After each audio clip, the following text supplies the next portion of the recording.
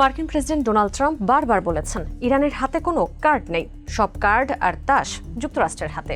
তবে এবার ইরান যা দেখাতে যাচ্ছে তা যেন তুরুপের তাস। এতে খোদ মার্কিন প্রেসিডেন্টও যেন অবাক বনে গেছেন। হরমুজকে ঘিরে এবার নতুন খেলায় মাততে যাচ্ছে তেহরান। স্ট্রেইট অব হরমুজ বিশ্বের মোট তেল সরবরাহের বড় অংশ এই সংকীর্ণ জলপথ দিয়ে যাতায়াত করে। কিন্তু এবার সেই পরিচিত শক্তির বাইরে গিয়ে নতুন এক কৌশলগত অস্ত্রের দিকে নজর দিয়েছে ইরান। তা হলো সমুদ্র তলের সাবমেরিন ইন্টারনেট কেবল। মার্কিন সংবাদ মাধ্যম সিএনএনের এক বিশ্লেষণধর্মী প্রতিবেদনে বলা হয়েছে, হরমুজ প্রণালীতে জাহাজ চলাচলের টোল আরোপের পর এবার সাবমেরিন কেবলের ওপরও নিয়ন্ত্রণ প্রতিষ্ঠার ইঙ্গিত দিচ্ছে তেহরান। এর মাধ্যমে ইউরোপ, এশিয়া ও পারস্য উপসাগরীয় অঞ্চলের মধ্যে যে বিপুল ইন্টারনেট ও আর্থিক তথ্য আদান প্রদান হয়, সেটিকেই কৌশলগত চাপের হাতিয়ার বানাতে চায় দেশটি। ইরানের সামরিক মুখপাত্র এব্রাহিম জোলফাগরি সামাজিক যোগাযোগ মাধ্যম এক্সে লিখেছেন, আমরা ইন্টারনেট কেবলের ওপর ফি আরোপ করব। ইরানের রাষ্ট্র সংশ্লিষ্ট গণমাধ্যমগুলোর দাবি, গুগল, মাইক্রোসফট, মেটা ও অ্যামাজনের মতো প্রযুক্তি জায়ান্টদের ইরানি আইন মেনে চলতে হবে। শুধু তাই নয়, সমুদ্রতলের কেবল স্থাপনের জন্য লাইসেন্স ফি দিতে হবে এবং এসব কেবলের রক্ষণাবেক্ষণের অধিকার থাকবে কেবল ইরানি প্রতিষ্ঠানগুলোর হাতে। বিশ্বের ইন্টারনেট ব্যবস্থার মেরুদণ্ড হল সাবমেরিন কেবল। মহাসাগরের তলদেশ দিয়ে ছড়িয়ে থাকা এই ফাইবার অপটিক নেটওয়ার্কের মাধ্যমেই চলে বৈশ্বিক ডেটা আদান প্রদানের বড় অংশ।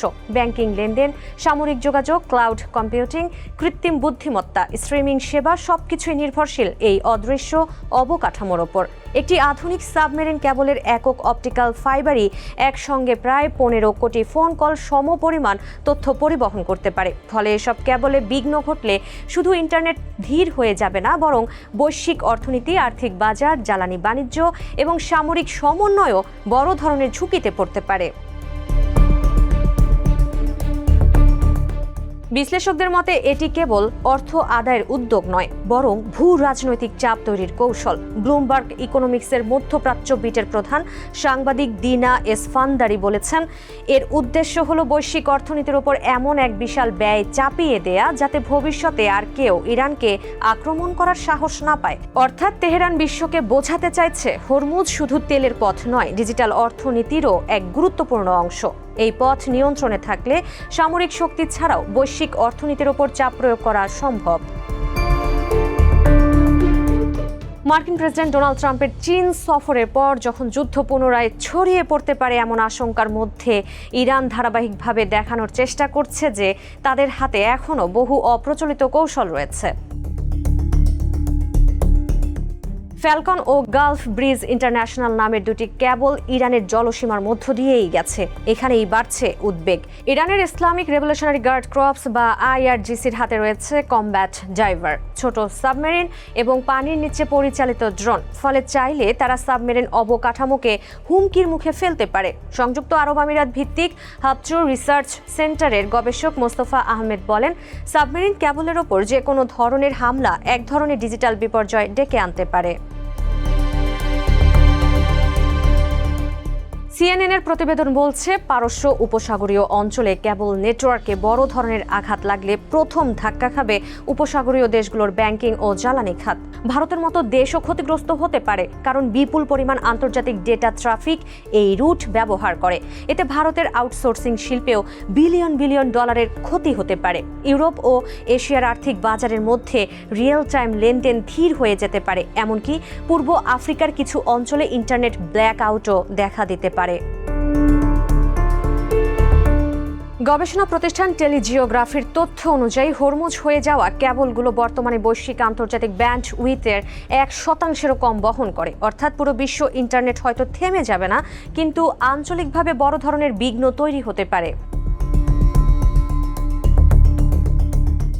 সমুদ্রতলের কেবলকে ঘিরে ভূ রাজনৈতিক প্রতিযোগিতা নতুন নয়। 1858 সালে ট্রান্স আটলান্টিক টেলিগ্রাফ কেবল চালুর পর থেকেই এটি কৌশলগত সম্পদে পরিণত হয়।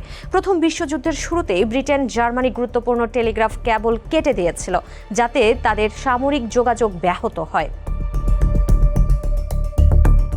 সম্প্রতি লোহিত সাগরেও এমন ঘটনা দেখা গেছে। 2024 সালে ইয়েমেনের হুথি বিদ্রোহীদের হামলায় ক্ষতিগ্রস্ত একটি জাহাজের নোঙর সমুদ্রতলে টেনে যাওয়ার কারণে 3টি সাবমেরিন কেবল বিচ্ছিন্ন হয়ে যায়। এতে ওই অঞ্চলে প্রায় 25% ইন্টারনেট ট্রাফিক ব্যাহত হয়েছিল। এতদিন হরমুজ প্রণালীর গুরুত্ব ছিল মূলত তেল পরিবহন ঘিরে, এখন সেই গুরুত্ব ডিজিটাল অবকাঠামোতেও ছড়িয়ে পড়ছে। ইরান বুঝতে শুরু করেছে আধুনিক বিশ্বে ডেটা প্রবাহ জ্বালানির মতোই গুরুত্বপূর্ণ। তাই সমুদ্রতলের কেবল নিয়ন্ত্রণের মধ্য দিয়ে বিশ্বে পরাশক্তি হয়ে ওঠার প্রথম ধাপে অবস্থান করছে ইরান।